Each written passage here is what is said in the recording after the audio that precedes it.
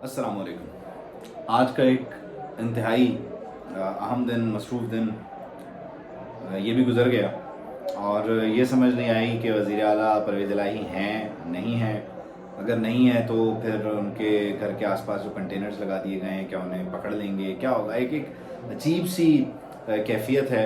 एक आम देखने वाले की नज़र से अगर बात की जाए तो रोज़ाना की बुनियाद पर अल्हम्दुलिल्लाह इतना कन्फ्यूजन है, इतना केओस है, इतना पैनिक है, इतना सर्कस है कि आप डिसाइड नहीं कर सकते कि हो क्या रहा है या होगा क्या। अंदाज़े लगाना भी जो है वो जो लोग लगाते हैं उनके इस फ़न को दाद देनी पड़ेगी। बहरहाल ये जो एक केओस है, ये जो सिलसिला शुरू हुआ अप्रैल से, इमरान खान साहब घर गए, फिर उस्मान बुज़दार साहब, फिर हमजा शहबाज, उसके अलावा परवेज़ इलाही, vote of confidence, vote of no confidence, high court, supreme courts, ये इस केओस, इस पैनिक और इस साइकिल के, इस सर्कस के ज़िम्मेदार कौन लोग हैं?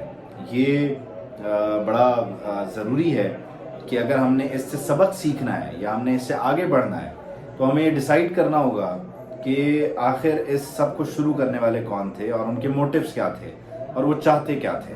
तो इसके लिए आपको 2014 से आना पड़ेगा।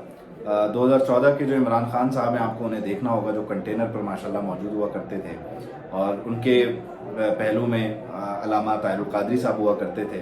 अभी पिछले दिनों इमरान रियाज खान को इंटरव्यू में इमरान खान ने कहा कि मेरी हुकूमत शुरू हुई तो बिलावल आ गए, वो मौलाना फजलुर रहमान आ गए। तो खान साहब 2013 में जब नवाज शरीफ ने इक़्तिदार संभाला, आप भी कंटेनर पर चढ़ गए थे। आपको लाने वाले कौन थे? अगर आज कोई डर्टी हैरी या अगर आज कोई जनरल बाजवा बिलावल को लेकर आ रहे थे या मौलाना फजलुर रहमान को इस्लामाबाद ला रहे थे और धरने दिलवा रहे थे पार्लियामेंट हाउस के सामने, एहतजाज करवा रहे थे, तो फिर आप अपनी ज़ात से शुरू कीजिए, अपना मुहासबा कीजिए कि 2014 में आपको वहाँ कौन लेके गया? आप किसके कहने पे कंटेनर पर मौजूद थे? आपने किसके कहने पे सुप्रीम कोर्ट के बाहर जो है वो शलवारें सूखने के लिए टंगाई थी? आपने किसके कहने पर पीटीवी और पार्लियामेंट पे हमला किया था? आपका मोटिव क्या था? आपको लाने वालों का मोटिव क्या था? इस पर बात नहीं होती।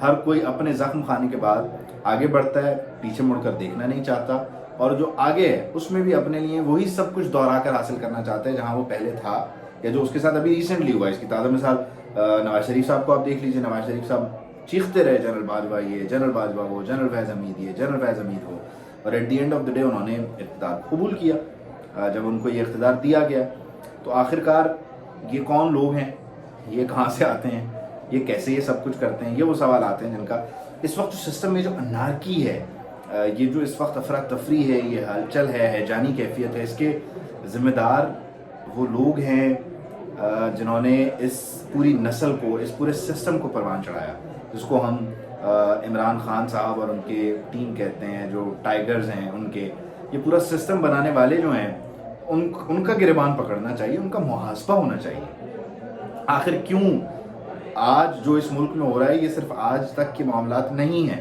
इसके मईशत पर कितने गहरे असरात हैं, इसके हमारे मुआशरत पर कितने गहरे असरात हैं, इसके हमारी सियासत पर कितने गहरे असरात हैं, उन्हें कितने देर तक रहेंगे, ता देर इनके असरात रहेंगे। और अगर हमने इससे सीखना है और इससे आगे बढ़ना है तो हमें फिर जनरल फैज़ हमीद को देखना चाहिए, हमें फिर जनरल कमर जावेद बाजवा को देखना चाहिए कि उन्होंने इस निज़ाम के साथ क्या किया। इसमें हैजान को इंजेक्ट किया, इसमें उन्होंने अफरा तफरी को इंजेक्ट किया, इसमें उन्होंने ये जो गैर यकीनी है इसको इंजेक्ट किया और गालम गलोच के कल्चर को जो है परवान चढ़ाया गया। जिसकी वजह से आज हम एक दूसरे की बात सुनकर राज़ी नहीं हैं, एक दूसरे से बात कहकर जो है वो राज़ी नहीं है, किसी की बात सुनने को हम तैयार नहीं हैं। ये वो कल्चर है जो 2014 से जिसकी परवरिश हुई, जिसके बहुत सारे किरदार हैं। जनरल ज़हीरुल इस्लाम साहब हैं, जनरल फैज़ हमीद साहब हैं माशाल्लाह, जनरल कमर जावेद बाजवा साहब हैं खुद। तो इन लोगों को अब अगर आज ये लोग इन हालात को देखते होंगे तो क्या सोचते होंगे? क्या इन्हें शर्मिंदगी महसूस होती है? क्या इन्हें ये एहसास होता है कि इन्होंने जो किया उसकी वजह से आज ये मुल्क कहाँ जा रहा है? क्योंकि उनके पास जो कुछ है, अगर आज उनके सीनों पे तमगे सजे हुए हैं तो वो तमगे इस मुल्क की वजह से। अगर इमरान खान ने वर्ल्ड कप जीता था तो वो इस मुल्क की वजह से, इस मुल्क की कप्तानी करते हुए जीता था। ये मुल्क था तो वो टीम थी, वो टीम थी तो वो कप्तान थे।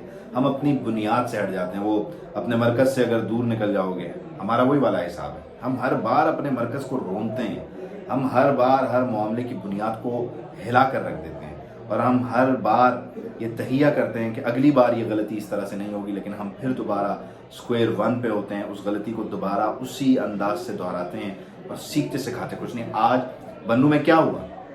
اس کا ذمہ دار کون ہے؟ وہ جو نظام چلانے والے ہیں یا جن کے دور میں یہ سارے معاملات شروع ہوئے، وہ قبل از وقت ریٹائرمنٹ لے کے گھر چلے گئے، ان سے سوال ہونے چاہیے، ان سے پوچھا جانا چاہیے۔ جو خیبر پختونخوا کی اس وقت انتظامیہ ہے، جو اس وقت زمان پارک میں ڈیرے ڈال کے بیٹھی ہوئی ہے، ان سے پوچھنا چاہیے کہ بھائی آپ کی گزشتہ تقریباً 9 سالوں سے حکومت ہے، آپ کیا کرتے رہے صوبے کے ساتھ؟ آپ نے صوبے کو کہاں پہنچا دیا؟ لیکن ہمارے یہاں سوال کرنے کا سلسلہ بند ہے، ہمارے یہاں پروپیگنڈا ہے، ہمارے یہاں تیاریاں ہیں، ترتیبات ہیں، ایک دوسرے کو نیچا دکھانے اونچا کرنے کے لیے ہمارے یہاں جو ہے وہ روزانہ شام کو محفلیں لگ جاتی ہیں اور اس پر یہ ساری بات ہوتی ہے۔ لیکن جو تھاٹ پروسیس ہے وہ الحمدللہ رکا ہوا ہے، کوئی ایک دوسرے کی بات سننے کے لیے تیار نہیں ہے، راضی نہیں ہے، اور جو اس کے جو کردار ہوتے ہیں وہ آج اچھے کل برے ہو جاتے ہیں، تو ان کرداروں کو بھی ان کا محاسبہ ہونا چاہیے۔ یہ جو سسٹم میں جنرل قمر جاوید باجوہ نے، جنرل فیض حمید نے معاملات کو انجیکٹ کیا عمران خان کی صورت میں، یہ اس کے دور اثرات ہیں، یہ نوشتہ دیوار ہے، اسے پڑھ لیا جائے کہ جب تک اس سیٹ اپ کو ڈسون نہیں کیا جائے گا تب تک یہ ملک آگے نہیں بڑھ سکتا۔ عمران خان اس ملک کی سیاسی حقیقت ہیں، ان کی پاپولیرٹی حقیقت ہے، لیکن اس پاپولیرٹی کے جو ذمہ داران ہیں ان کا بھی محاسبہ ہونا چاہیے، ان کو دیکھا جانا چاہیے کہ یہ سب کچھ کیسے ہوا۔ لیکن اگر آج یہ پاپولیرٹی ہے تو خان صاحب خدا کے لیے اس پاپولیرٹی کو ایک مثبت انداز میں استعمال کیجیے۔ آپ ایک لیڈر ہیں، آپ کی کال پر ہزاروں لوگ سڑکوں پر آ جاتے ہیں، آپ اس کی جو پازیٹیو سائڈ ہے، جو برائٹر سائڈ ہے اس پہ آ جائیے۔ پاکستان کا سب سے بڑا صوبہ ہے پنجاب، وہاں پر آپ نے ایک تماشا لگا کر رکھا ہوا ہے، اپوزیشن بھی آپ کے ساتھ یہاں پر تماشا لگا رہی ہے، ان کو بھی سمجھ نہیں آ رہا کرنا کیا ہے۔ کنٹینرز، یہ پریزن وین، ارشد شریف یہ سوال کرتے کرتے چلا گیا، یہ نظام چلا کون رہا ہے؟ اس نظام کو چلانے والے کون لوگ ہیں؟ وہ کون تھا جو یہ سب کچھ کرواتا ہے؟ وہ کون ہیں جو یہ سب کچھ کرواتے ہیں اور ان کے بارے میں کوئی بات نہیں کرتا؟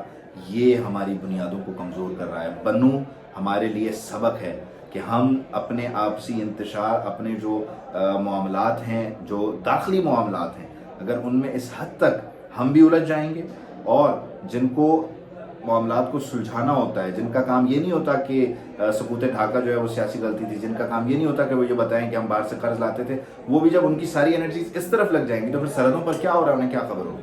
آپ خدا کے لیے ہر ایک کو اس کا کام کرنے دیجئے، آپ اپنا کام کیجئے، انہیں اپنا کام کرنے دیجئے، خدا کے لیے ان راستوں کو بند کر دیجئے۔ یہی بنیاد ہے، جب تک بنیاد پر واپس نہیں لوٹیں گے ہم اسی طرح روزانہ تماشوں سے گزرتے رہیں گے، اور یہ تماشے ایک دن ہمیں ختم کر دیں گے، تماشے ختم نہیں ہوں گے۔